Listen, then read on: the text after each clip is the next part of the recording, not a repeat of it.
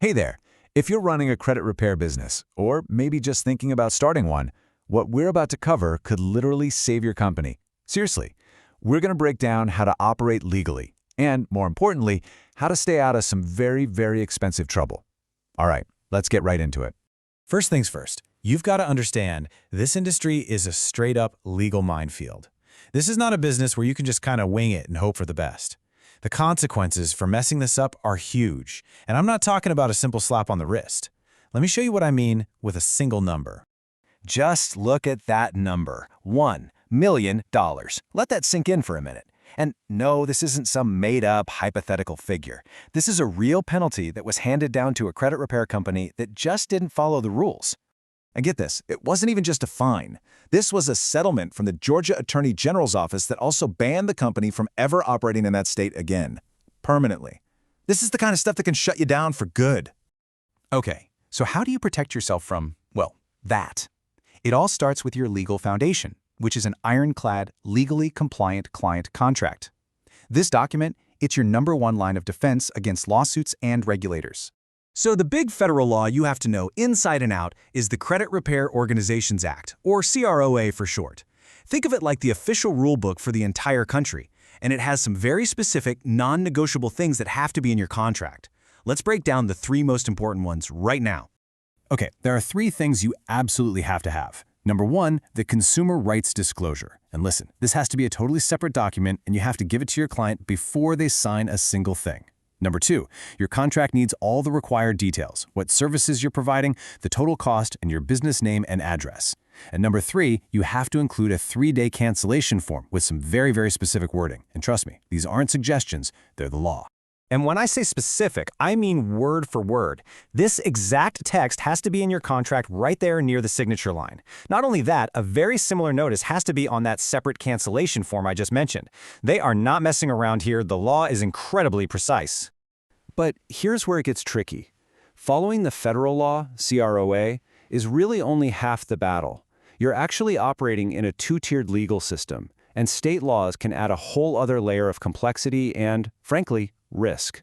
So here's how you can think about it. The federal law, CROA, that's the baseline. It's the minimum set of rules for everybody in all 50 states. But then you have individual state laws, and these can be much, much stricter. A state might require you to get a surety bond, or they might tack on extra fees, or in some cases, they might just completely ban your type of business altogether.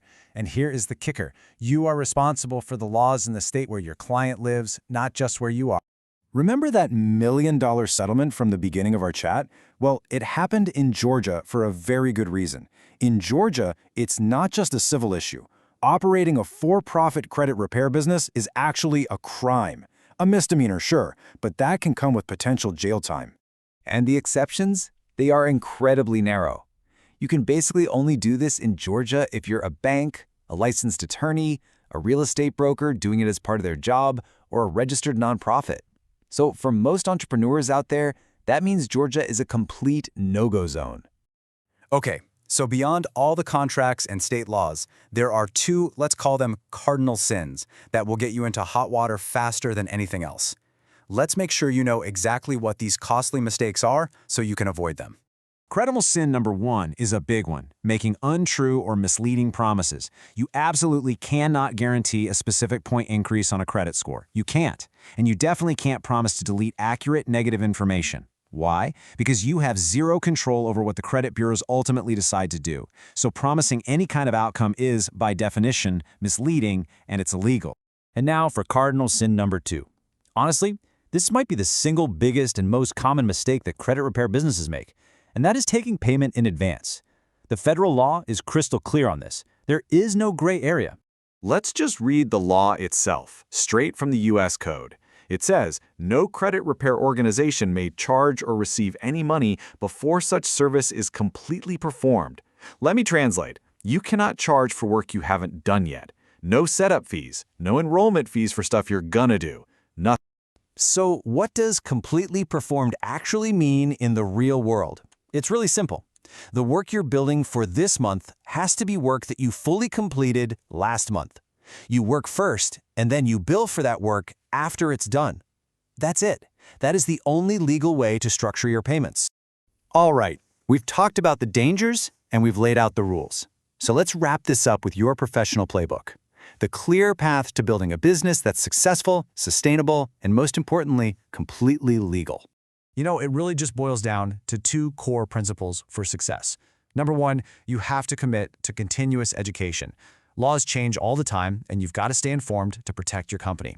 And number two, lawyer up. And I don't mean wait until you're in trouble. I mean invest in a qualified attorney now, before you have a problem, to review your contracts and your processes. It is the best insurance policy you will ever buy for your business. So I'll leave you with this question to think about. Is your business built to last, or is there a chance it's unknowingly breaking the law? Take what we've talked about today and do a serious gut check on your own practices. Thanks for watching.